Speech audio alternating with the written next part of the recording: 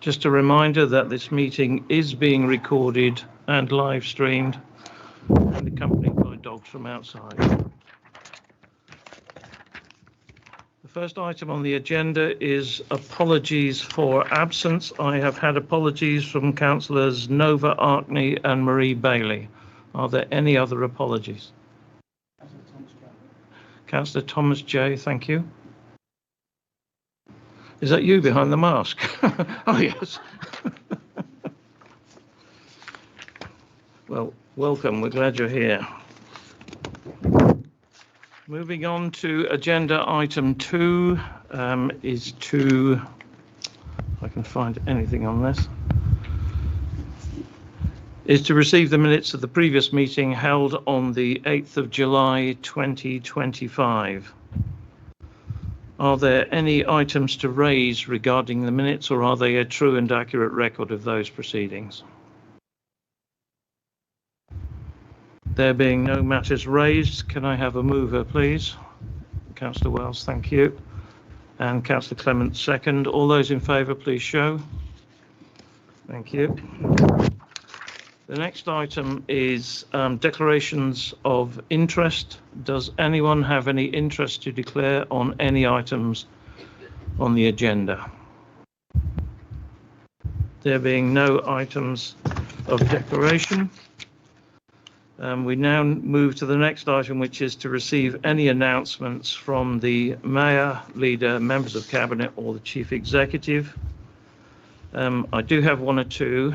I do want to note the passing of Ron Cook, a previous mayor of the borough, who served with great distinction for a very long period of time. I've got on and off 1966 to 2012 as their period of service, and I think we should send our condolences to the family and to show our respect for Ron Cook. Is everybody willing to do so? Thank you. Nods all round. Thank you very much. Some announcements about what I've been up to as mayor. We've done a fair bit. I've had 2 themes, as members will know, for my time as mayor. One is about heritage and the history of the town, and the other is working for our armed forces and veterans. And I've made some progress on all of those. We did have a reception at the castle for the 1100th anniversary of Athelstan, and we then followed up by going to the Royal Borough of Kingston last Thursday to celebrate the unveiling of 7 tapestries about the 7 kings who were crowned at Kingston, one of whom was Athelstan, of course, who came from Tamworth, spent a fair bit of time in Tamworth. So I went down to that and unveiled one of the tapestries. And I'm pleased to say that the mayors of Kingston and Malmesbury, where Athelstan was buried, have agreed to come to my civic service next month. So they're going to come all the way up from Malmesbury and Kingston, which I'm really pleased about. Other major events were the Cherry Fair and procession on the 26th of July, which I went along, I thought was excellent. We had VJ Day and the Colin Grazier Memorial in Wilnecote, which we laid a wreath at. So there's been a lot happening of late. And we've done 1 or 2 other things as well, such as unity through sports. And the final thing I did want to, which is now a highlight for my entire life and not just my time as mayor, is that I did line dancing on Sunday. I did some line dancing, didn't I? Thank you. I have never done line dancing in my life, and I will never do so again. But it was in support of air ambulance, and we did manage to raise £1,610 for the air ambulance. Yeah. So those are my announcements. Turning now to the leader. Do you have any announcements? Thank you, Chair. I'd just like to start by giving my condolences to Ron Cook's family. It's quite strange, but when I was told, my immediate thing was a smile, because whenever you met him, you smiled. And when Tanya Phillips talked to me about it. I said the one thing I remember is every time he met me, he kissed my hand, always. And he was such a gentleman. It was a pleasure to meet him. Unfortunately, I wasn't a councillor with him. We were in different venues, but we met quite a lot. And yeah, he was an absolutely lovely man. So he will be greatly missed. My other announcement is that we will be increasing the size of the cabinet, and Councillor Craig Adams will be joining us as a member of the cabinet and will be taking over the role of finance and ICT from now. So that's all I've got to say at the moment. Thank you, Councillor Dean. Any other members of the cabinet have any announcements? Councillor Clark. Thank you, Mr. Mayor. I just wanted to highlight that recently Councillor Daniels and I had the honour of visiting our twin town of Bad Lasfer in Germany, along with the church choir and Reverend Little. I know there are councillors in this room who've done lots for twinning in our town, and I encourage those who have not yet had the chance to visit our twin town to do so. It's fantastic. And if you'll indulge me, Mr. Mayor, I've just got a short message for our friends in Bad Lasfer. Apologies for the butchering of the German language. Sehr geehrte Freunde aus Bad Lasfer, wir danken Ihnen herzlich für Ihren wunderbaren Empfang in Ihrer Stadt. Wir haben uns sehr wohl gefühlt. Es war schön, mit Ihnen durch Bad Lasfer zu gehen und auch den Tag in Marburg zu erleben. Diese Erinnerungen blieben für uns sehr besonders. Unsere Partnerschaft ist nicht nur offiziell, sie ist auch eine echte Freundschaft. Wir feiern unsere Verbindung in Europa und wir haben mehr gemeinsam als uns trennt. Wir freuen uns auf viele weitere Begegnungen zwischen Tamworth und Bad Lasfer. Vielen Dank. I think wunderbar is called for there. Chief Executive, any announcements from you? I did think before we do move on that Councillor Oates, I did wonder whether you would want to say something about Ron Cook, because I know that you knew him. Oh, I'm sorry. Okay, it's fast. I'll come back to you in just a second. Freundschaft, the word friendship, was one of the key words in what Councillor Clark just said, Chair. And I could not say something about an event in Bowl Hall without talking to fellow Councillor Clements, who, as the chair of the Royal British Legion Tamworth branch, was the person behind our VJ Days and Colin Grazier events. And there is a fundraising event coming up on the 28th of this month. Tickets are available. Please speak with her, Gordon Moore, or go online. You mentioned heritage over the summer, Chair, and of course we had a fantastic arts event organised by the NUE, and this weekend coming up is the Heritage Open Day weekend with various events going on. We've got a clay workshop at the bandstand, we have the Reliant Robbing Club at the Castle Grounds. My dad's the one really looking forward to that. Thank you for the indulgence. Thank you, Councillor Daniels. My apologies, Councillor Oates. Do you want to make a statement now? Thank you, Mr. Mayor. Just want to pay a very quick tribute to former Councillor Ronnie Cook. And it's really pleasing to hear Councillor Dean say she had a smile on her face when she got the news. And that's exactly the same emotion that I had. It's obviously sadness that he's no longer with us, but it was that smile of, it was always had a smile on his face, always there, always, fun, and his charisma was way in excess of his physical stature. I was lucky enough when I was first elected in 2000 to be on the council with Phil Dix and Ron Cook, and at the time Terry Dix and Peter Whites were county councillors. And I think Councillor Dean joined them very shortly afterwards. Those four guys there were giants of local government in Tamworth. They were giants of politics in Tamworth.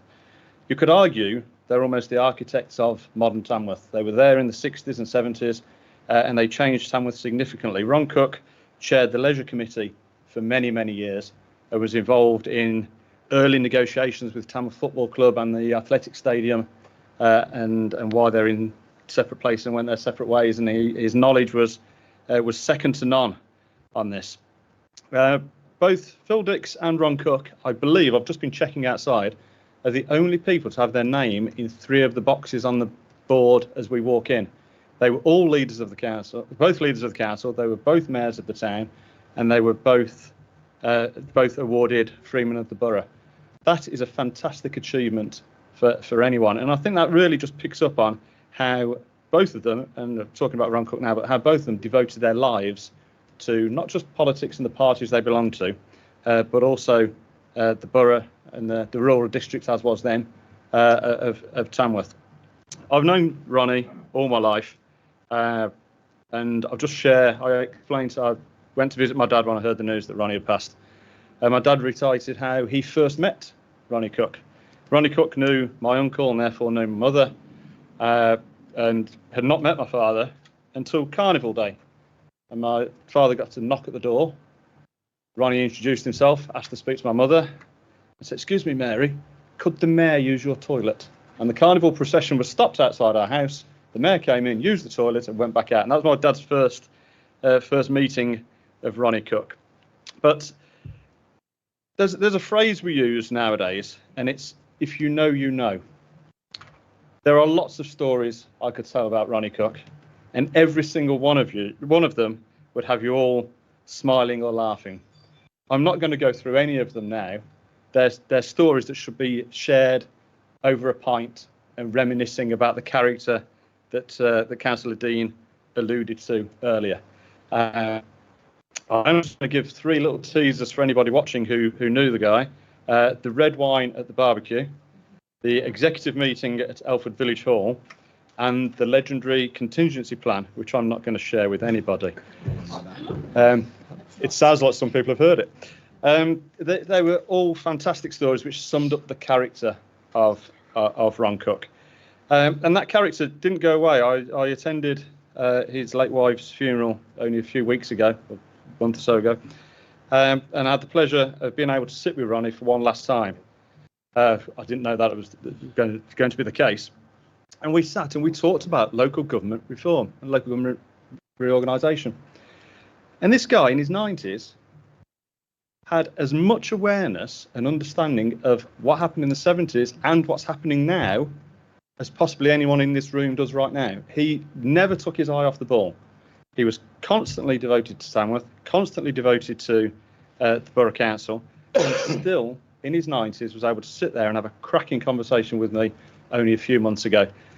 Ron Cook is an absolute legend, and he will always live with me in my mind and my memory.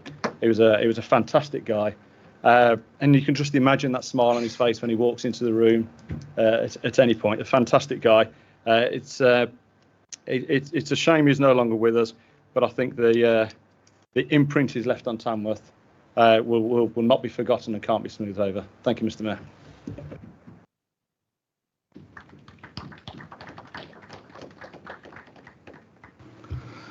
Thank you, Councillor Oates. I can't move on without giving anyone else who wants to talk about Ron Cook the opportunity to speak. Is anybody else?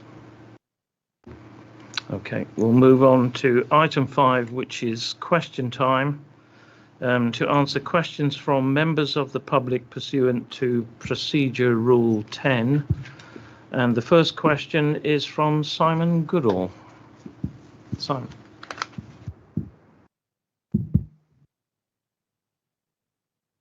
Thank you. Thank you, Mr. Mayor. Could the portfolio holder please give a cost to date for the refurbishment of the council chamber at Marmion House?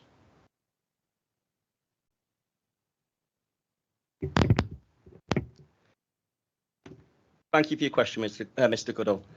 Further to the decision to move all committee meetings back to Marmion House, the council has spent £21,832 on refurbishing the chamber. This covers a number of necessary updates due to the age of the previous fixtures, fittings within the chamber, and improvements include new, more comfortable seating, improved lighting for better visibility and energy efficiency, and fresh carpets and blinds.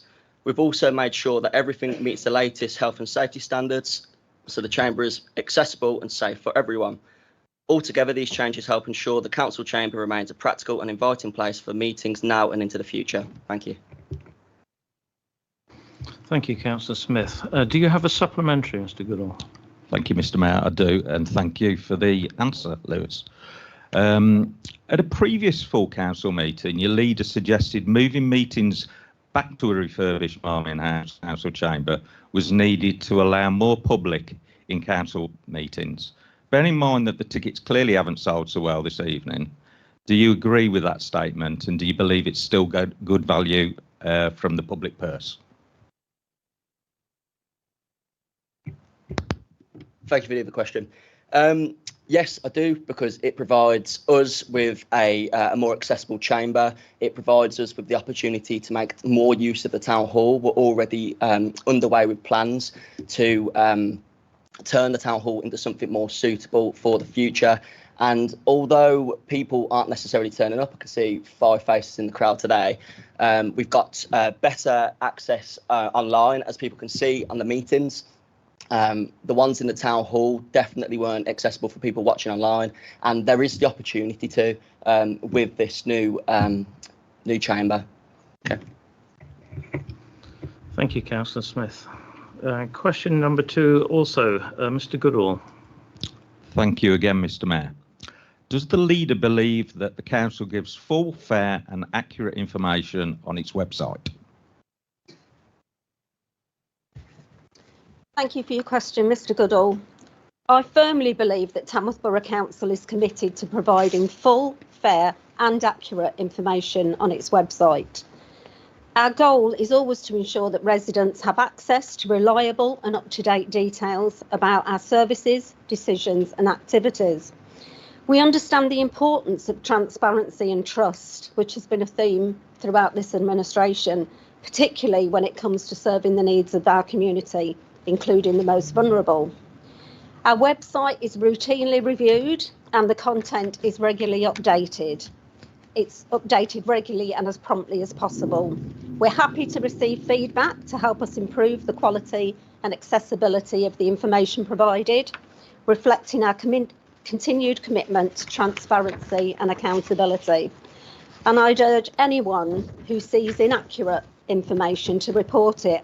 However, it's important to remember that information people do not personally agree with does not mean that it's not accurate.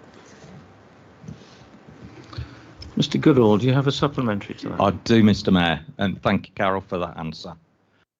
The council's website gives us a table of parking charges. So in the walletless society that we live in, does the leader agree that it's unfair that when using the phone app to pay for parking, that it costs residents and visitors more than it is advertised on the website? A simple yes or no, I'm happy with. I'm not going to go with a simple yes or no, because there's obviously more to it than that, isn't there? That and I think it would be useful if you could tell me what you mean by there are different prices. Do you mean that we're advertising different prices, or is it the cost that everybody has to pay in every car park when you pay through the phone? So if you'd like to give me the information that you're talking about, I'll make sure that we either put it right if it's wrong, or we maybe highlight if it is about that extra charge. We can provide an answer in writing if that would be helpful, Mr. Goodall. Turning now to questions from members of the council. There are a large number of questions, and I would ask councillors, when they ask the question, to consider whether a written reply to their question might be more helpful, or if the question could be dealt with in committee rather than in full council. So I would ask you to consider that in order that we can get through these questions more quickly. So the question number 1 is from Councillor Kingston. Thank you, Mr. Mayor. Back in January, I asked the leader this question. When Dunstall Park development was approved a few years back, a condition, and it was condition number 23, was applied that it required improvement works to the Ventura Park Road of A453 Hints Watling Street, in other words, the Marlow Crossroads. The condition stated, and I'm not going to read it word for word, but to summarise, that plans for road improvement work should be submitted and constructed before any of the Dunstall Park developments are to be occupied. In a nutshell, this should have involved a left-hand filter lane being constructed at the Marlow Crossroads.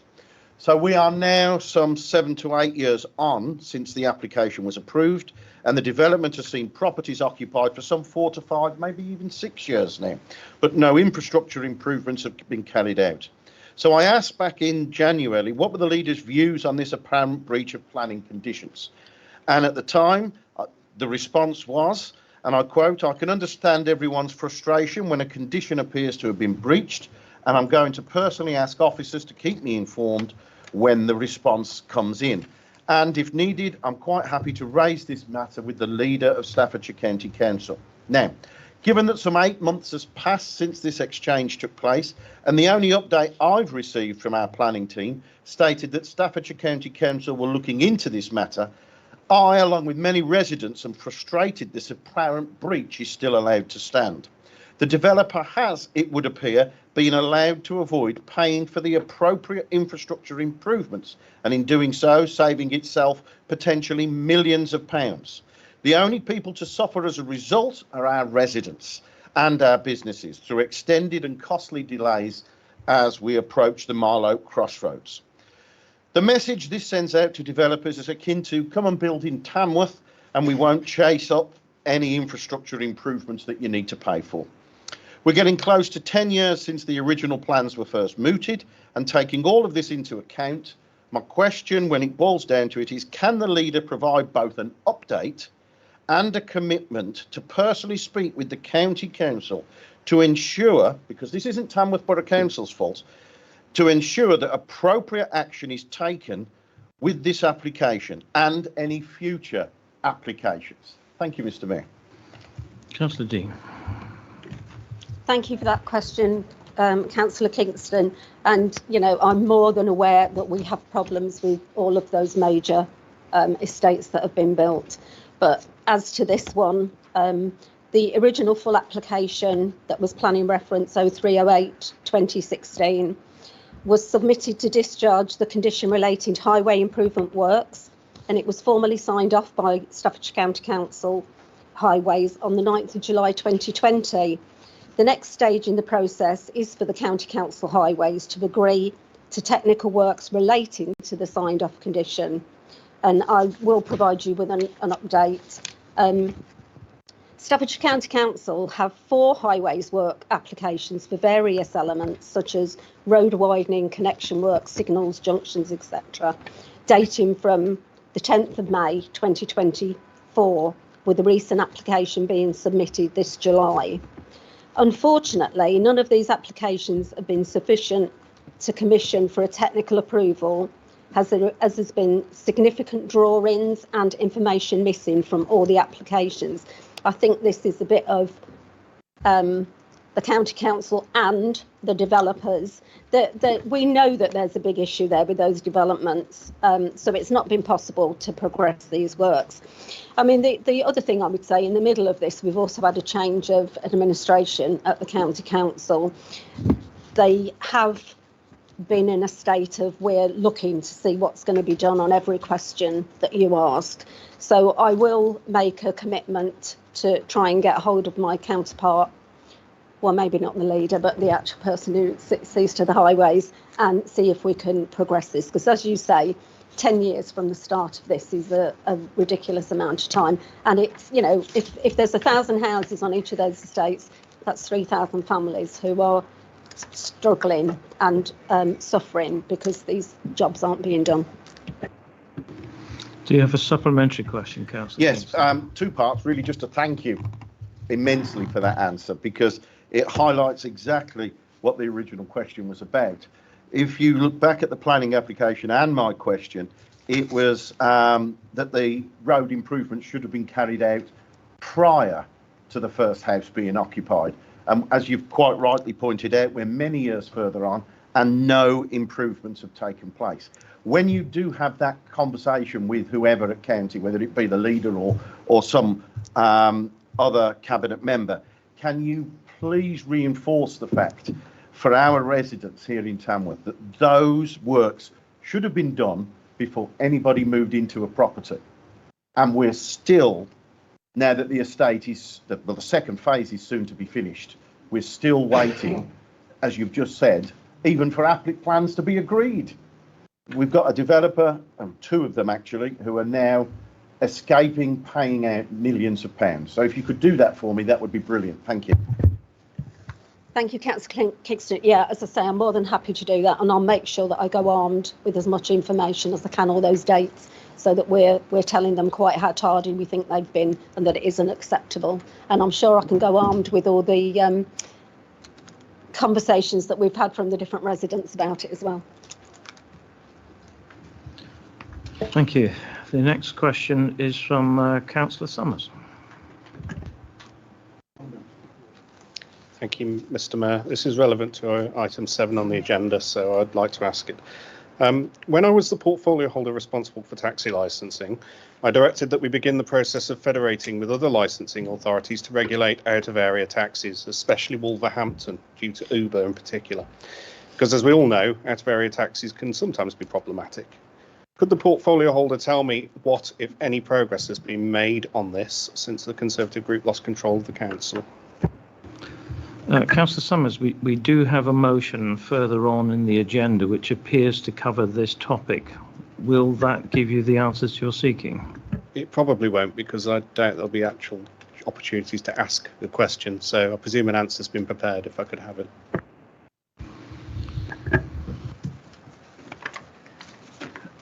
Thank you, Mr. Mayor, and thank you, Councillor, for the question. I've got quite a long and lengthy response. I'm not going to give it to you because the actual answer to your question is actually at the very end of it. I'll let you have a copy of this response so you can read it yourself. Effectively, our officers have continued to try and work with Wolverhampton on this issue through the period that you left office to the current day, but basically they're not playing ball. And on a personal note, I don't think they will ever play ball with us. They license thousands and thousands of taxis from all parts of the UK, and I don't think they're in a position to move on what they're currently doing as of today. So yes, we have been trying to federate with them, but they're not playing ball. Is a quick and short answer. Thank you. I may ask the supplementary. I mean, effectively, item 7, by the sounds of it, intends to ban things like Uber from Tamworth, which I don't think many people would be happy with. But essentially, I believe we have the provision under law to be able to federate and regulate taxis from other areas, and it's not something that they can decide they don't want to do. And I think we should probably be more forceful on this point. So, could you acknowledge that we do actually have the power to do this if we wanted to, and regulate out of area taxes without having to resort to sending ministers letters, which won't get any response? Thank you. To answer your question, I don't actually know the answer to that. I will check with the officers and I'll give you a written reply. My understanding was that we didn't have the power, but if you're saying we have, then I'll chase that through and I'll get back to you with a written response. Thank you. Yeah, the Chief Executive has confirmed we'll be seeking advice on that, and we'll give you a reply in writing. Okay, question number 3, Councillor Summers. Yes, thank you again, Mr. Mayor. Last year I was in contact with our empty homes officer. They were looking into empty properties causing concerns in my ward of Trinity. The next time I asked for an update on the properties I reported, the email bounced back. I emailed the empty homes email address and got a response saying that there will not be anyone in post any longer. Please could the portfolio holder advise me as to whether this administration intend to replace the empty homes officer, and if not, why not? Thank you, Mr. Mayor. Thank you, Councillor Summers. While empty homes aren't a statutory duty, I recognise their impact on communities and share your concern. The officer who led this work left the council in December 2024, and since then cases are still being progressed where there's a health and safety risk. Due to recent legal changes around renters' rights, we've had to prioritise recruitment in statutory areas. However, I'm committed to seeing empty homes work picked back up as part of the housing team recruitment that's now underway. Is there a supplementary, Councillor Summers? No. Thank you. Moving on then, question number 4, Councillor Kingston. Thank you, Mr. Mayor. Given the soon-to-begin community governance review and the importance of safeguarding Tamworth's assets, heritage and identity for future developments, could the leader update the council on the progress being made?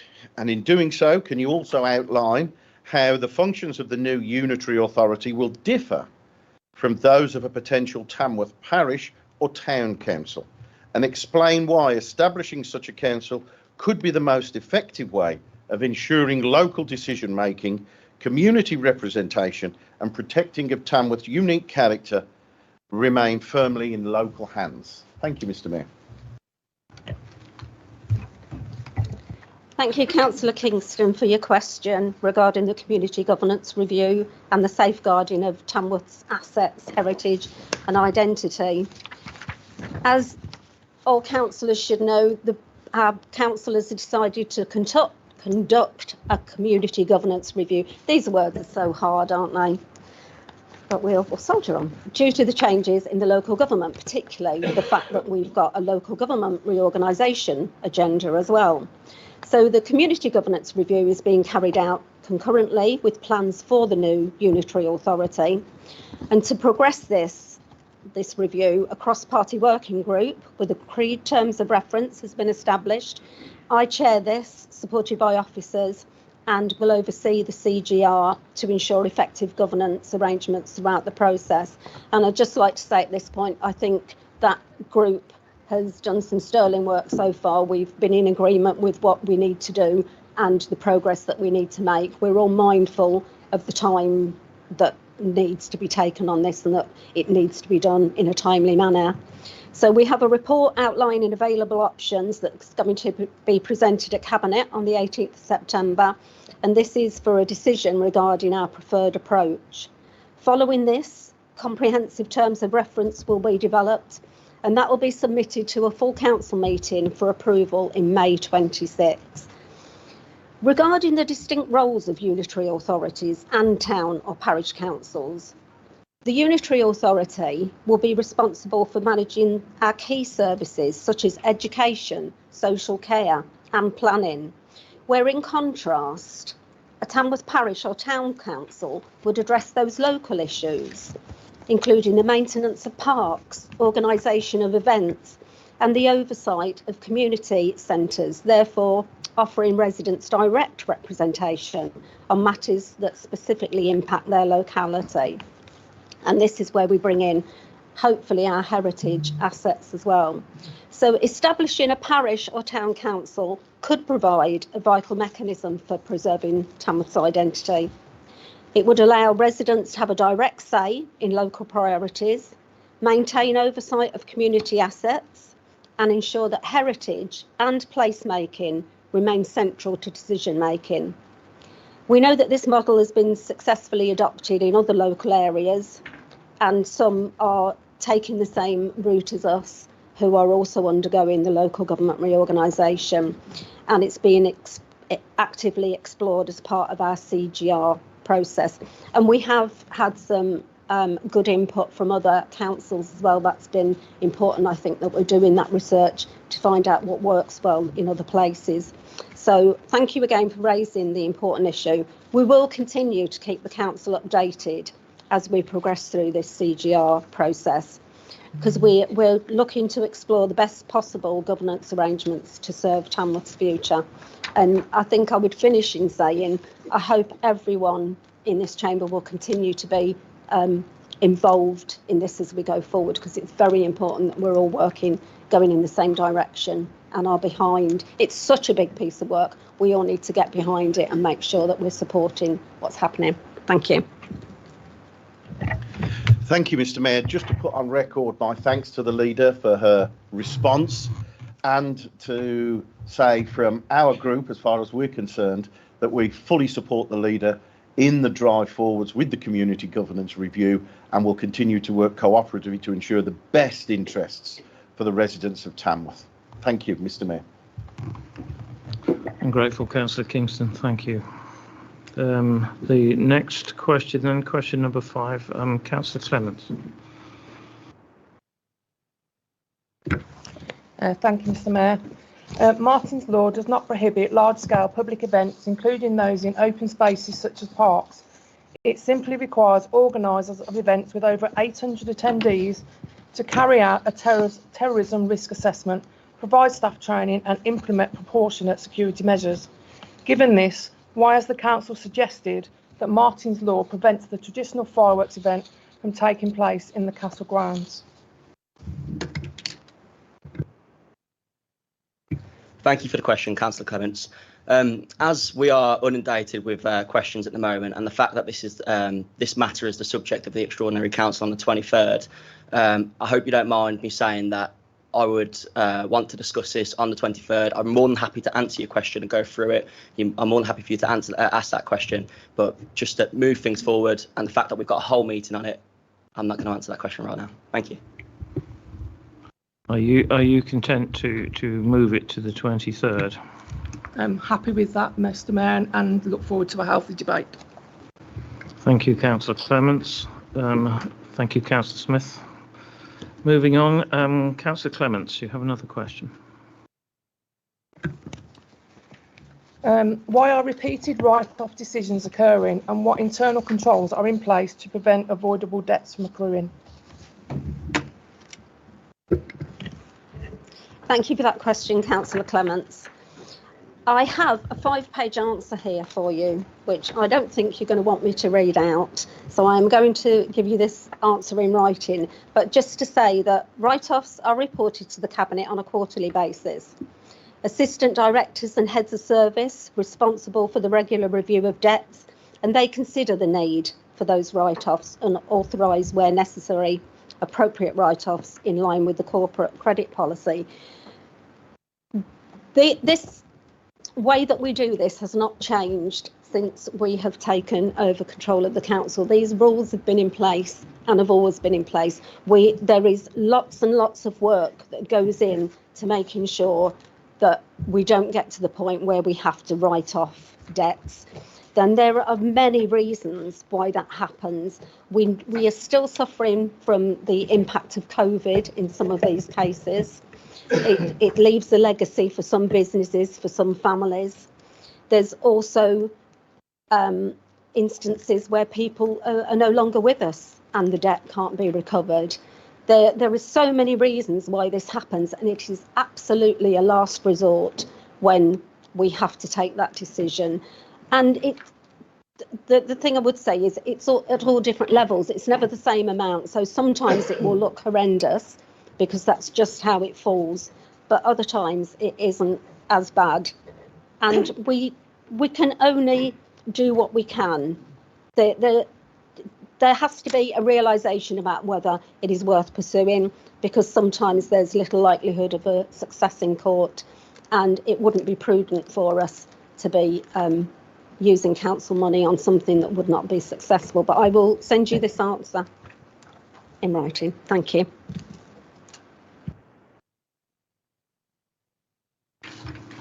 Thank you, Councillor Dean. The next question is, oh, sorry, have you got a supplementary? Oh, right.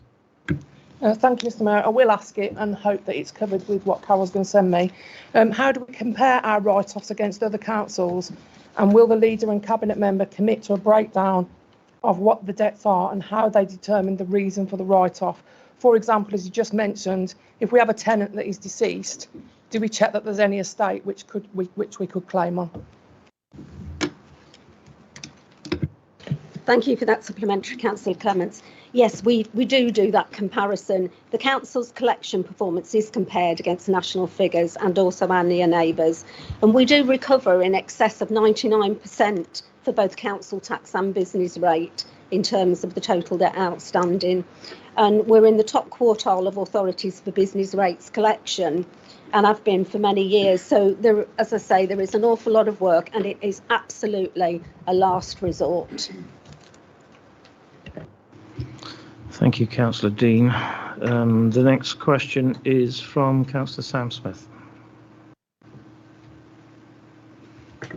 Thank you, Mr. Mayor.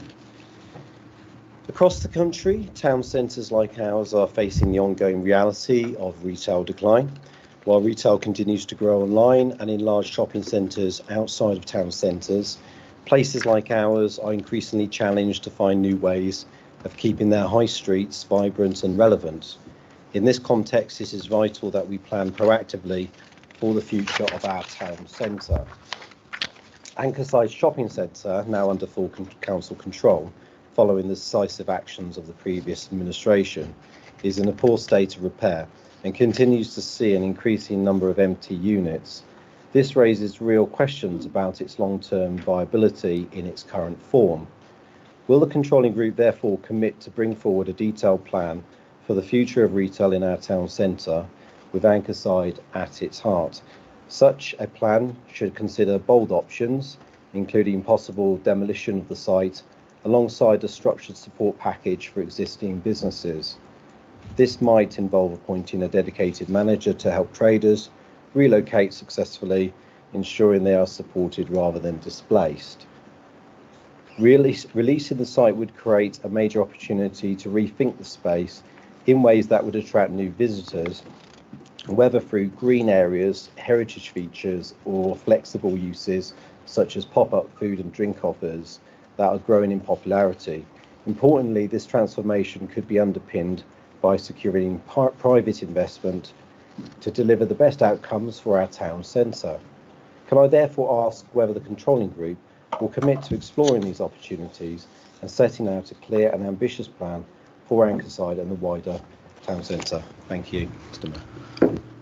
Thank you, Councillor Smith. I'm conscious that question was directed at Councillor Arkney, who is not here to answer it. So I wonder if you would be content with a written answer from Councillor Arkney, and then we can discuss further at committee when we have more time to go into what is a very complex issue. Would that be acceptable? Yes, but could I make some further comments that would have been part of a supplementary? I think without Councillor Arkney here to respond to those comments, it might not be as fruitful as it would be if she was here. So can I ask you to accept the written answer, please? Okay, thank you, Mr. Mayor. Thank you. Because we are now over time that was allocated for questions, which I rather suspected. Are there any questions left for which a written answer will not be sufficient? Or is everybody content? Happy? Yes. Happy with that? No, I'd like to ask my question if that's okay. You'd like to ask the question. Can I ask you to keep it brief then, please? We are over time. Fortunately, it's a very brief question. And hopefully the response won't be too complicated. So, does the leader of the council agree that it is not extremist for residents of Tamworth to display the St George flag or the Union Jack, and that many people see these flags as symbols of local and national pride rather than anything extreme? Thank you for that question, Councillor Smith. I can't speak as to how people view the display of the St George's or Union flags, as that varies from person to person. The intent in displaying such flags also varies, and again, I cannot comment on any individual's views. What I would say personally is that these flags are part of our heritage and national pride.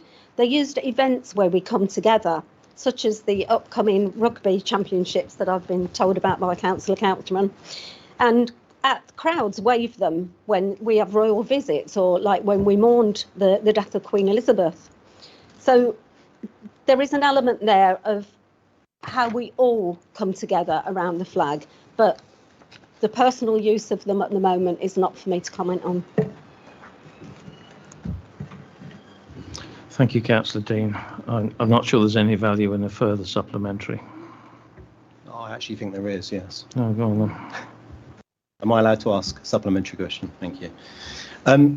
Thank you for that answer. I was only asking for your personal opinion on it.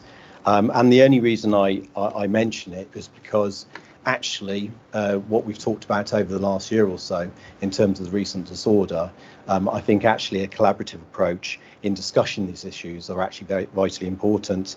And I also raise it because there was an incident in the news where a Labour MP, Clive Lewis, for Norwich South, criticised for not removing the flags, saying it was they constitute something extremist and marking territory. So I feel this is very inflammatory language and doesn't go towards any kind of reconciliation for those that might have genuine concerns in the area. So my final just question, if I may ask, is there any intent for representation of the council to go about removing flags off poles within the area? Thank you for that supplementary question, Councillor Smith. We have had a discussion about the flags that have gone up around our area. They do seem to be on Staffordshire County Council property, not on ours. And if it does come that they are put on our property, this is a conversation we will have to have. As you say, it's very inflammatory, and I'm not sure there is a good or a bad thing to do here. Someone is going to get very, very upset either way, so we would have to think really carefully. But another thing I would say is the work that we're doing with the Belong Network is all about having these conversations about why people may be feeling the need to put flags up all over the place. It's all about those conversations about people feeling that they're either in the tent or they're excluded from things. So for us here as Tamworth Borough Council, I think our job is to keep having those conversations and keep doing that community cohesion work and try to leave the inflammatory remarks to other people, because it serves no good purpose. Thank you, Councillor Dean. The other questions will be replied to in writing. Can we move on now, please, to item 6, appointment of committees? Councillor Dean. Thank you. I think everybody has their chart in front of them. So do we need to vote on this? I'm not quite sure what the procedure is. Am I just presenting the chart? Yeah.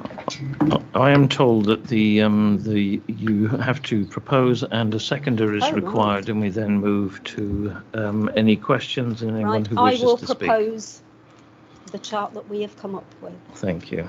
Is there a second? In consultation with everybody in this room, I think. Yes. Is there a seconder? Thank you, Councillor Smith. Right, are there any questions? Councillor Couchman, were you indicating?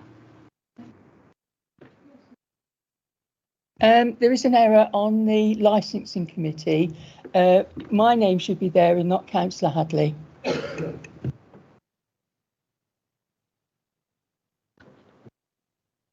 Thank you, Councillor Couchman. Are we making that amendment? Yes, we're making that amendment. Councillor Pallett. There's an error on the planning as well. My name should be on there as well, because I'm on planning and my name's not on there. We can take that one from the meeting. No, I'll go Yeah. I'll pick that up. Any other questions on that? So with those amendments, can we still move to vote? Yeah, so any amendments that you've got in terms of names, if you let myself or Demo know, we can add those to the details. The political balance and the changes, you can move to a vote on those. Just to point out, obviously, the changes you'll notice, the Audit and Governance and the Chief Officer Conduct Committee, those obviously will need to vote for your chairs enter those, because obviously those changes have been made. So you might, if everyone's in agreement, you might well do that this evening as well. Thank you, Mayor. So moving to votes for the allocation, yeah, and then for the two chairs. For the two committees. Yeah. Right. So if we can have a show of hands regarding the allocation, we will then move on to the vote for chairs. Thank you very much.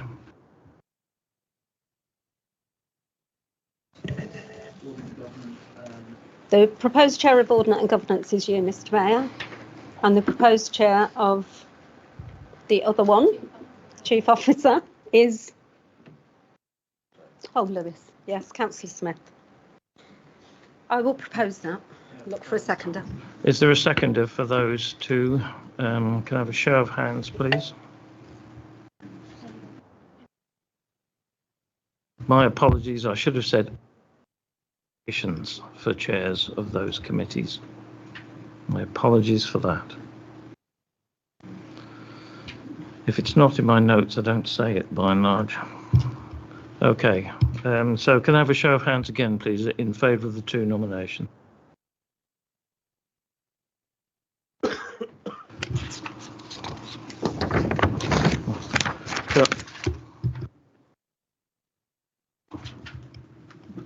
Is a motion on notice. The motion being considered is this council resolves to request the Secretary of State for Transport to support or enact regulations prohibiting private hire drivers licensed outside this borough from operating within our area in order to uphold local safety standards, protect vulnerable passengers and to ensure proper oversight. Councillor Kingston, I think you are proposing the motion. Thank you, Mr. Mayor. It was interesting about 3 years ago when I met with some of our taxi drivers who highlighted some of the concerns they had, and I'd not noticed them before, about taxi drivers operating from outside of our area. And the reason that they were highlighting this wasn't down to many of them operating with Uber, because as me and those taxi drivers both said, Uber is fantastic. Uber is great because you can just pull your phone out, quick thing, and you've got your taxi. But we need to make sure that when those taxis arrive, that they are safe and the people driving them are indeed the people driving them, and that they are fit and proper persons. Those of us who sit on the licensing committee know, because we've heard cases where we've had to either discipline or revoke the licenses of drivers licensed by Tamworth Borough Council to when they've broken the rules. Now, you can see from the rationale behind the report, there's lots of reasons why.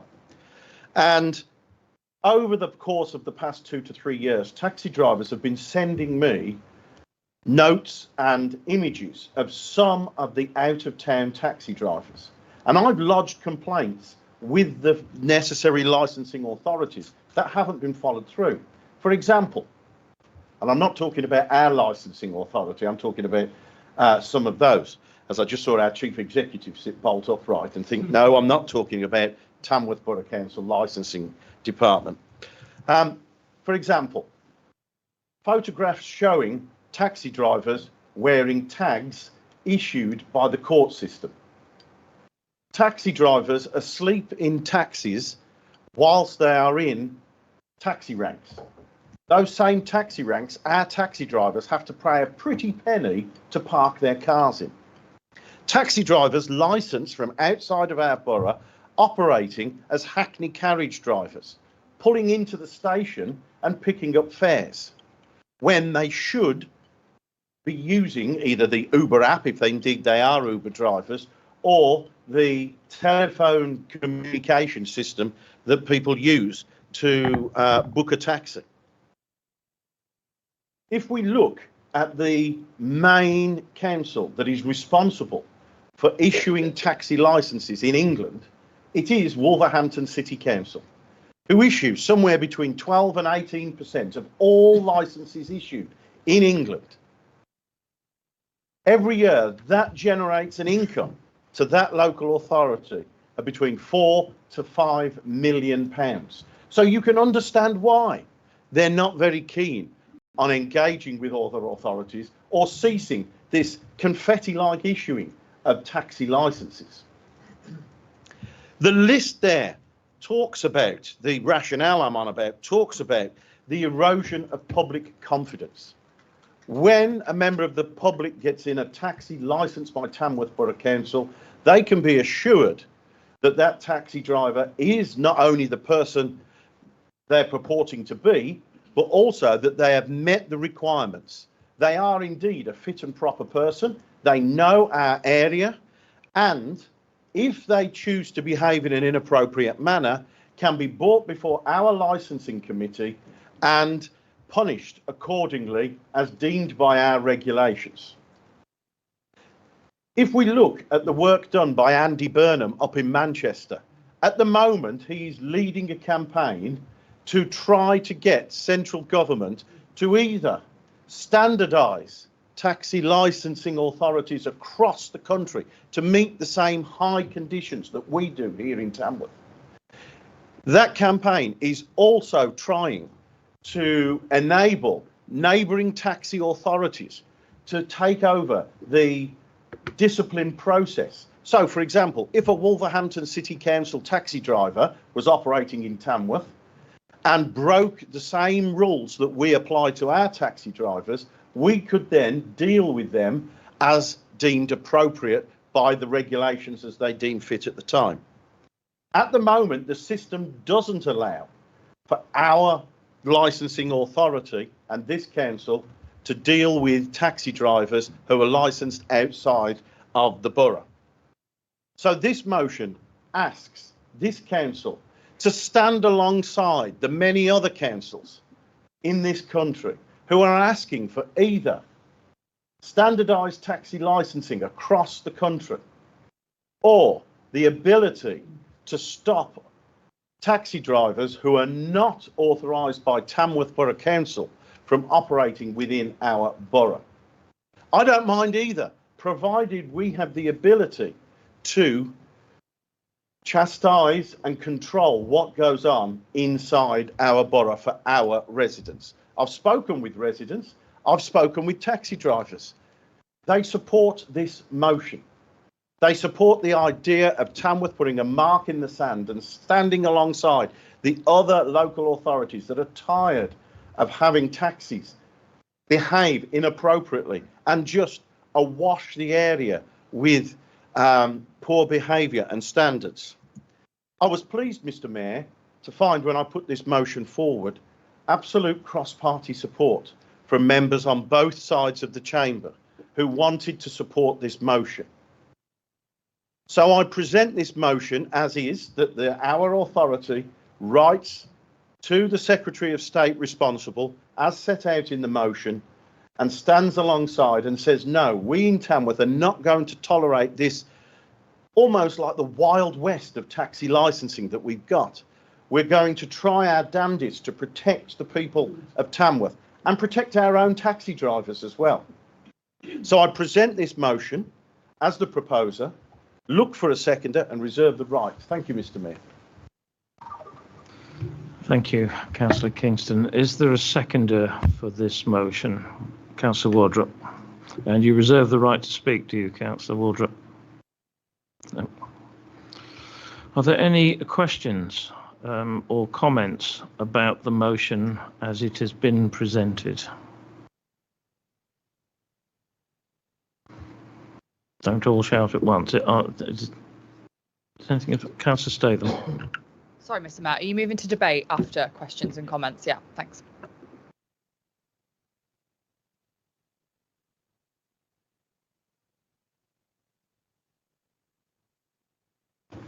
Are there any questions about the motion that's been presented? Any amendments? If there are none, I am content to move to the vote on it. Yeah, well, I've just said that we're moving to debate now. Are there any questions about it?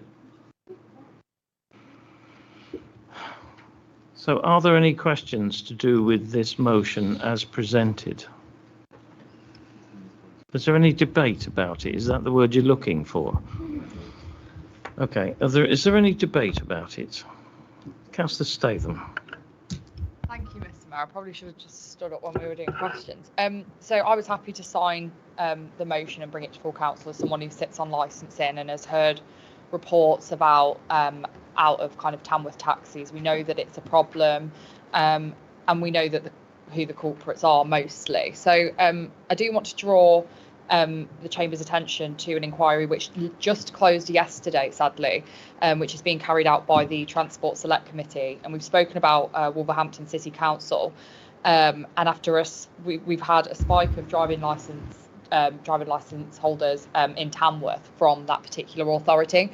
So the current inquiry that's just closed notes that 96% of Wolverhampton City Council taxi and PHV licences have been awarded to drivers outside of the city. So I think that statistic shows that that authority is being used by drivers up and down the country to get an easier licence. So there is, like Councillor Kingston mentioned, there is already growing support from other authorities such as Greater Manchester Combined Authority after an FOI found that 9,000 drivers registered with Wolverhampton City Council resided in the Greater Manchester area. So I think the question we need to ask is, why is this happening? It's because there's poor legislation, there's not equal legislation across local authorities. But the whole point of the current inquiry that's just closed for evidence by the Transport Select Committee is to find out why this is happening and look at resolutions. So what I'd suggest is we follow the inquiry for its outcomes. Like I said, it's just closed for public evidence yesterday, but select committees welcome members of the public, they welcome authorities, businesses submitting their thoughts, their evidence through to the clerks at the committee. So what I'm going to ask to do is to move a motion to amend the motion that's on the table to request that we redirect this to the select committee chair, which is Ruth Cadbury MP, purely because if you send a letter to a Secretary of State, I can tell you now, Councillor Kingston, that all they're going to do is refer to the work that's going on the select committee. So for a practicality point of view, and actually to make sure that what we're saying is heard at a level which can influence government and isn't frankly written by a civil servant, I'd say it's better placed being referred to the transport, the chair of the Transport Select Committee. So I'd move that we amend the reciprocant of whatever communication we're agreeing to send as an authority. Thank you. Is there that's an amendment that you're moving. Is there a seconder for that amendment? Councillor Kingston.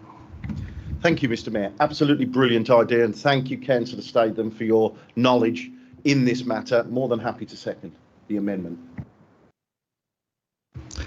Anyone else wish to speak on the motion as amended?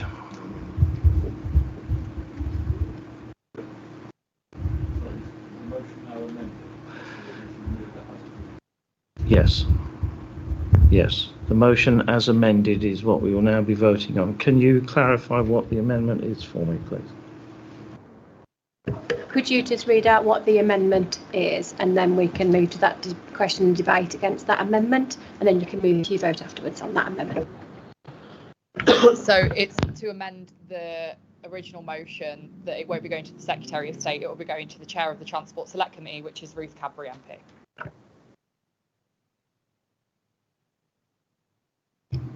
So that is the motion as amended and agreed by Councillor Kingston. Does anyone else wish to speak to the motion as amended?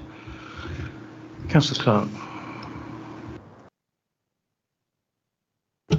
Thank you, Mr. Mayor. I just think it would be terrific if this council could have a national standard for all licensing rules, which was obeyed irrelevant of where you were registered as a licensed driver. It would be a wonderful achievement for a town as old as ours, wouldn't it? That's a heritage marker for the future. But in the meantime, I thank Councillor Statham for including something that upgraded a little bit Councillor Kingston's initial thought. And frankly, as a member of this Borough Council, I agree wholeheartedly in protecting our people in Tamworth. Thank you. Thank you, Councillor Clark. Does anyone else wish to speak to the amended motion? Jeremy. Okay. Thank you, Mr. Mayor. So we've had the substantive motion, which has now been amended and agreed with the mover, so that's now the substantive. The substantive motion talks about requesting the new recipient support the enactment of regulation prohibiting private hire drivers licensed outside the borough from operating within our area in order to uphold local safety standards, protect vulnerable passengers, and ensure proper oversight. I have a number of concerns as to how that may be interpreted by neighbouring authorities, let alone the larger authority, which has clearly seen an opportunity in its ability to charge for a service, and is now making £4 to £5 million a year turnover processing licences, and therefore has probably created its own industry. If only we'd have thought about it earlier. No, the point I was going to raise was, in the introduction, Councillor Kingston talked about a standardisation of regulation, and the examples that Councillor Kingston mentioned were examples of lack of enforcement, such as picking up people from outside the station who hadn't been pre-booked and so on and so forth. Yet the motion misses out the standardisation of regulation. The speech included it, the examples include it, but the motion doesn't. That would allow equal enforcement across the board in the same way as has been suggested in Manchester. So I do wonder, albeit already amended, I do wonder if we should amend the motion to include consideration of a standardisation of enforcement and regulation across the board, so that behaviour is a ultimate standard, no matter where those taxis and taxi drivers end up, rather than one set of rules and regulations in one area that don't apply in the other. So if we're going to ask for consideration about the licensing process, surely we should be pursuing standardisation in terms of the regulation and enforcement, Mr. Mayor. So I haven't got words for an amendment to hand, because I've only just thought about it on my feet, but I wonder if the original mover would like to consider what I've suggested, Mr. Mayor. Thank you, Councillor Oates. I've had a thumbs up from Councillor Kingston, which I suspect means that he agrees with your proposed amendment, which is an amendment to the amended motion, and is now substantive because the original mover has agreed to it. So we have an amended motion agreed by the original mover. Is there a seconder for that amended amendment? Thank you, Councillor Clements. Does anyone else wish to speak on this amended motion? It would appear not. Can I move now to the vote? Yeah, can you just confirm what the motion is? I think I want to confirm what the motion is. I'm not going to. Do you want me to? Yeah. Just to confirm the motion, it's to amend to consider the standardised enforcement. I think some of the words were. Inclusion of standardised enforcement and regulation. And it is to write to the select committee chair. Is that correct? Okay. If you could both try and send it over in writing, so we can put it obviously for the minutes. But I would over to you, Mayor, to ask them to vote. So is are the amendments clear to everybody, what it is that we're voting for?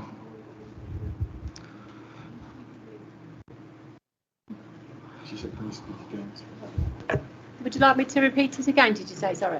Yeah, so we've got an amended motion on the table. The motion, as it's written in the report, will remain very similar, except they're going to have some wording around consideration of a standardised enforcement. In regulation, thank you, Councillor Oates, and it's asking to write to the select committee chair rather than the Secretary of State for Transport. So those are the two changes that's on the table for vote. Is that clear, Councillor Clark? Thank you. And is everybody now clear on the amended motions? It has been proposed and seconded. Can I have a show of hands? All those in favour of the amended motion, please show.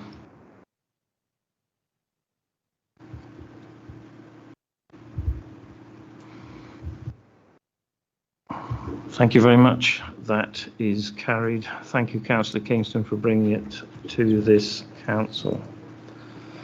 Item 8 is the annual report on the Treasury Management Service and actual prudential indicators 2024-25. Councillor Dean. Thank you, Mr. Mayor. This is a regular report that comes to full council. The annual Treasury report, it's a requirement of the council's reporting procedures, and it covers the Treasury activity for 24-25 and the actual prudential indicators for 24-25. So this report meets all the requirements of both the SIPFA Code of Practice on Treasury Management and the SIPFA Prudential Code for Capital Finance in Local Authorities. Our council is required to comply with both of these codes in accordance with regulations issued under the Local Government Act 2003. It also provides an opportunity to review the approved Treasury Management Strategy for the current year, and enables members to consider and approve any issues identified that require amendment. Can I go straight to the recommendation, which is that okay? Yeah. That this council approve the actual 2024-25 prudential and Treasury indicators within the report and shown at Appendix 1, and that we note the annual Treasury Management Report 24-25. Thank you. Thank you. That's been moved by the Leader of the Council. Do I have a seconder? Thank you, Councillor Kingston. Are there any questions before we move to debate?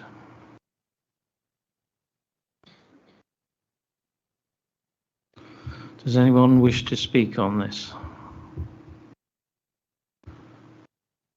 No. In that case, I will move to the vote. All those in favour of the report as presented, please show. Thank you. Any against? Any abstentions? Thank you very much. Thank you, Councillor Dean.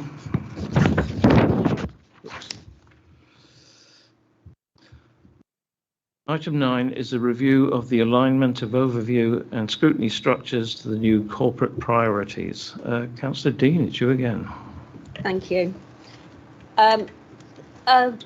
Really pleased to be bringing this to full council. And I want to take the opportunity to highlight the scrutiny review, because it's a matter of strategic importance in our governance and decision making. I think everybody's been taking part in some of these different bits that we've done on it. Our review was initiated following the Local Government Association's Corporate Peer Challenge last October. And I think at this point I would say that we had already started thinking that we needed to do something, but it was highlighted by the Corporate Peer Challenge. And they suggested that there were opportunities to strengthen our security arrangements. So led by our Assistant Director for Policy and Performance, Amadit Kerr, and supported by Democratic Services team, we feel the review has been thorough, inclusive and evidence-based. The review encompassed extensive engagement, which included structured focus groups with both members and officers, which surface valuable insights into how scrutiny is perceived and where improvements are needed. We had dedicated engagement with our scrutiny chairs. We had an all-member briefing on the 28th of July, which provided an opportunity to test the emerging recommendations and gather feedback ahead of the committee consideration. And I'm pleased to report that the proposals received endorsement from the Scrutiny Committee at its meeting on the 7th of August this year, the Audit and Governance Committee at its meeting on the 13th of August, where the recommendations were reviewed in the context of governance and assurance. And the findings were clear. While our scrutiny committees have delivered a high volume of activity, it was felt there was a pressing need to realign their structure and focus to better support the delivery of the new corporate plan, which runs 2025 to 2030. So tonight we're asked to consider and endorse a series of recommendations that will, and these are the recommendations, realign our three scrutiny committees to reflect our corporate priorities: prosperity, place and environment, community wellbeing and corporate and finance. Introduce a structured framework for prioritising scrutiny topics based on strategic relevance, impact and capacity. And a really important one, I think, showed up as we went through the meetings that we did. And this is to strengthen member engagement through role profiles, pre-meetings and targeted training. We also want to improve the clarity and accessibility of reports through standardised formats and executive summaries. And I hope everybody has seen the difference in the reports that are coming through, in the clarity there and the ease of picking out the information that you need. Also to enhance accountability by requiring portfolio holders to report back on the implementation of scrutiny recommendations. So we feel these changes are not just procedural, they're foundational. They will ensure that scrutiny is not only robust and transparent, but also strategically aligned and impactful. And I'd like to thank everybody that did take part in all those meetings that we had. We wanted to make sure that everybody had an opportunity to have their say on how things would be. I think the one thing I would say now is that it is up to everybody to be engaged in the process and get the best out of our scrutiny function going forward. Thank you. Thank you, Councillor Dean. The recommendation is the full council endorse the findings of the report and approve the recommendations within the report. It has been proposed by the leader. Do we have a seconder? Councillor Wood, thank you very much. Moving on then, I will ask if there are any questions regarding this review, and after that we'll move to debate. Are there any questions? Councillor Clements. Oh, sorry, Councillor Smith. It did look like that. Your arm looks exactly, sorry. Thank you, Mr. Mayor. I just want to mention that the report seems very robust, so appreciate the efforts there in putting that together, and the Assistant Director, Amadip Kaur, for authoring the report as well. It does seem pretty extensive. I just wanted to mention, you said, you know, quote, get the best out of scrutiny. It's just my observation, really, that as a comparison to in years gone, the amount of scrutiny committee meetings seem to have reduced dramatically from what was around about 10 per year to 5 or 6 or so every few months, it seems to be. So I just sort of wondered why that might well be, because I don't believe there's a lack of issues on the table, should we say. Just looking at the review, the survey data, it was noted on a couple of those that I think health and wellbeing, 67%, I think across members and officers, said that recommendations to Cabinet were ineffective. For ISAG, it was 50%. So, and I've had experience of this as well, where we've taken recommendations that have been brought together from members of the respective committee, and sort of not particularly taken on board, not really thoroughly examined. It's pretty much provided a sort of robotic response, should we say. Past example would be the leaseholder issue, which, funny enough, actually has descended in, quite frankly, a bit of a mess at the moment. So that might well be reopened at some point, I should imagine. So I just wanted you to answer, if you don't mind, in terms of what you see as effective scrutiny, and whether actually there should be more meetings than are currently planned for the rest of this year and the start of the next year as well. Please. Thank you. Thank you for that, Councillor Smith. The first bit then about the meetings that are in the diary is just having them in the diary doesn't mean to say that we're then going to have effective scrutiny. We need to have, we've come on a number that are in the diary now, but that doesn't mean that others can't be put in if the work is there. There is an awful lot of work going on around what is going to be coming to scrutiny. The chairs, as you will know from your time, just at the latter end, the work that is going on with chairs means that there's an awful lot of work discussing what's going to be coming up.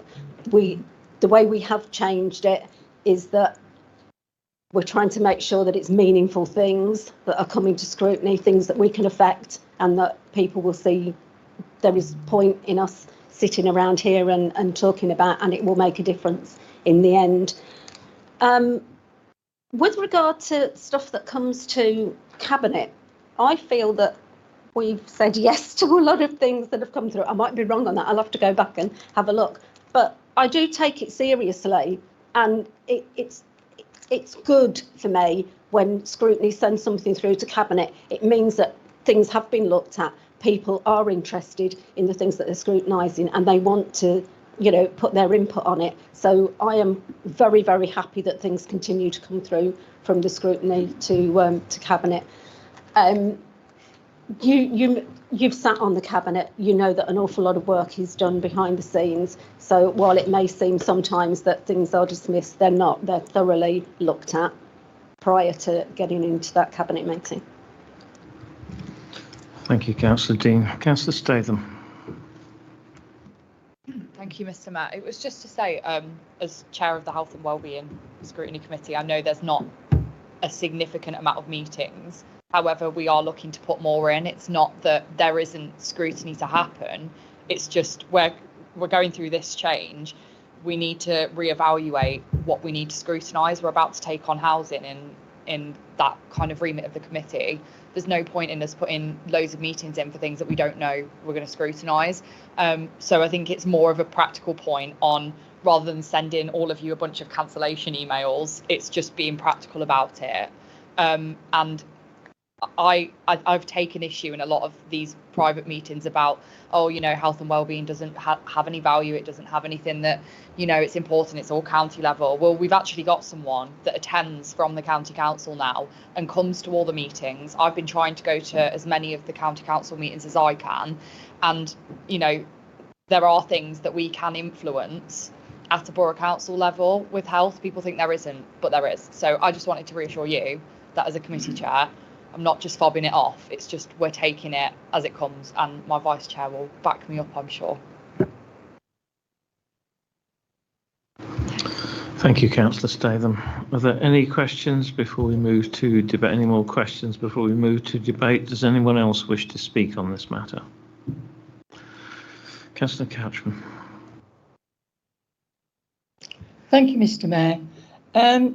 There has been an awful lot of work done on this, and it's very important, I think, that all members who are on scrutiny committees engage.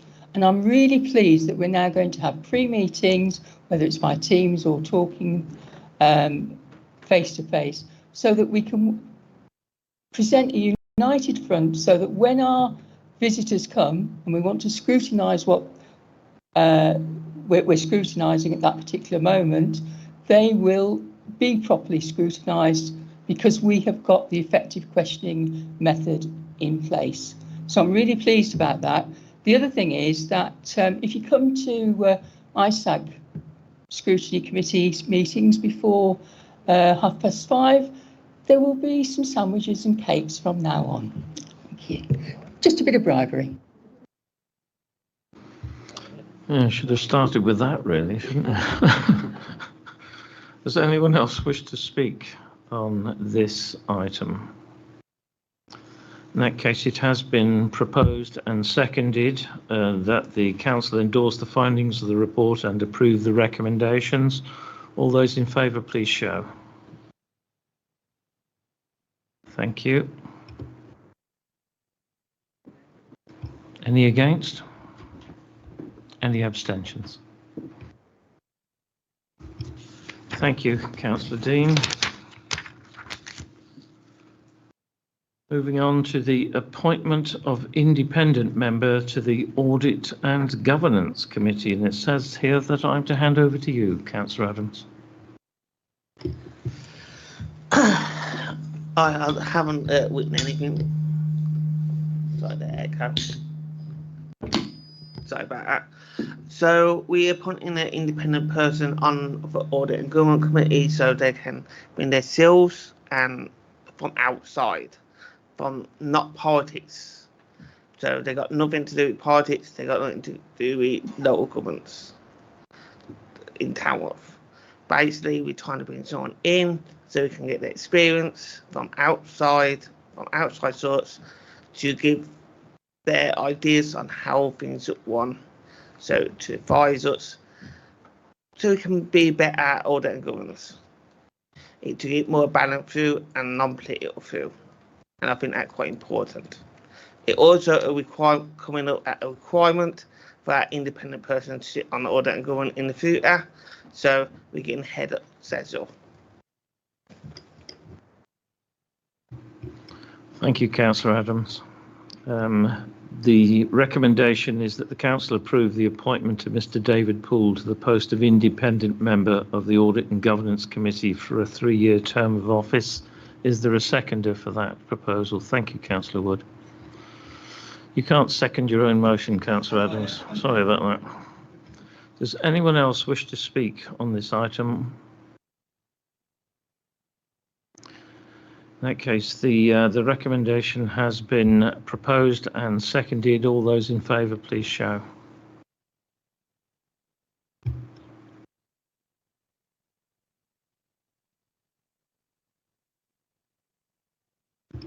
Thank you. Any against or any abstentions? Okay, thank you, Councillor Adams, for that.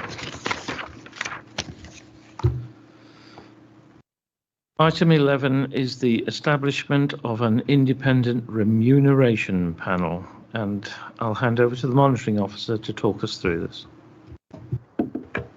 Thank you, Mayor. The report this evening outlines the process for establishing an independent remuneration panel to review the elected members' allowance scheme. Elected members receive an allowance for the work, time commitment and expenses occurred during official duties, details of which form the members' allowance scheme. The scheme must comply with the local authorities, members' allowance regulations and be adopted by council. The council must establish and maintain an independent remuneration panel of at least 3 members and to review the scheme, ensuring it remains appropriate and current. The council is unable to amend or update its scheme without first considering a report from the panel. However, I do note that it does not have to accept any recommendations of that report. Practices in recommending and approving appointments to the panel do vary amongst organisations, and to support the process, the recruitment process of being open and fair and independent, it is proposed within the report that the appointment process includes the advertisement for panel members through various channels, the submission of a CV and personal statement, and candidates interviewed and appointed by the Chief Exec and the Monitoring Officer. We've included draft terms of reference and the person specification details are provided within the appendixes. Panel members must be independent, seen to be independent, and therefore any applicants who are disqualified from councillors are not eligible to serve on the panel. There are some small financial implications for the formation of the panel, which can be met through existing budget, and any financial implications of any changes to the scheme will be considered as part of the council budgeting process and will be further detailed in the panel report presented to full council at a later date. A proposed timeline has been included, and that is subject to the successful panel appointment and is asked for a move and a second out for council to endorse the recommendations. Thank you, Mayor, and I'm happy to take any questions. Right, thank you for that. The recommendation is set out in the report and it is in 5 parts. It is recommended that members approve the establishment of an independent remuneration panel, which I'll refer to as IRP to get through this a bit quicker. Endorse the terms of reference for the IRP, which are set out in Appendix A. Endorse the process for appointing a new IRP for Tamworth Borough Council. Delegate authority to the monitoring officer and the chief executive to approve candidates for the IRP panel, and approve the recommendation for IRP panel members to be appointed for a period of 3 years with the option to extend for a further year, delegated to the monitoring officer and chief executive. I will need someone to propose, please. Councillor Dean, thank you, and a seconder. Councillor Statham, thank you very much. Are there any questions before I move this out to debate?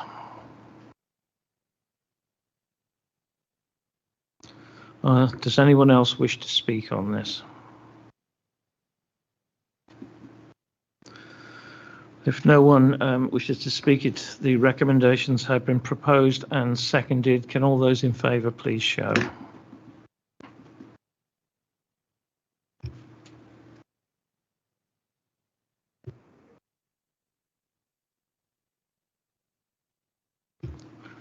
Thank you very much. Is anyone against? Are there any abstentions? Thank you very much. Item 12 is the appointment of an independent person, and again I'll hand over to the monitoring officer. Thank you, Mayor. The report presented this evening seeks council approval for the appointment of 2 independent persons in accordance with the Localism Act 2011 and the Local Authority Standing Orders England Regulations 2015. This is a statutory requirement that plays a critical role in maintaining the high standards of conduct within the council. The participation of an independent person plays a key role in supporting a robust, open and transparent member complaint and resolution process. It assists in fulfilling statutory requirements and contributes to maintaining public trust in the council's ethical practices. Following a report to Audit and Governance Committee in March, the role was advertised through various channels, and following a comprehensive selection and interview process, it was unanimously agreed for William Stevenson and Vanessa Mayer-Smith to be recommended to Council for the appointment of independent person for a 2-year term with the option to extend for an additional year. A brief summary of their occupation and previous experience is provided in Appendix 2. There is an annual allowance for each independent person, and that can be covered by existing budgets, and it is asked of Council this evening to endorse the recommendations contained within the report. Thank you, Mayor. Happy to take any questions. Thank you very much. The recommendation set out in the report is to approve the appointment of William Stevenson and Vanessa Mayer-Smith as independent person from the 10th of September 2025 for a period of 2 years with the option to extend for a further year, delegated to the monitoring officer and the chief executive. I will need someone to propose, please. Councillor Dean, thank you. And a seconder? Councillor Adams, thank you very much. Are there any questions on this before I put it out to debate? Does anyone wish to speak on this at all? No. In that case, I will move to the vote. All those in favour of the recommendation as printed, thank you very much. Any against? Any abstentions?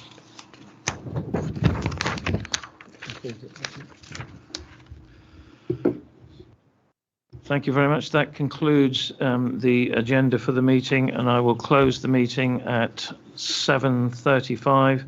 Thank you for attending. Thank you for the public who have come here and watched these proceedings, and for watching on YouTube. The live stream will now close.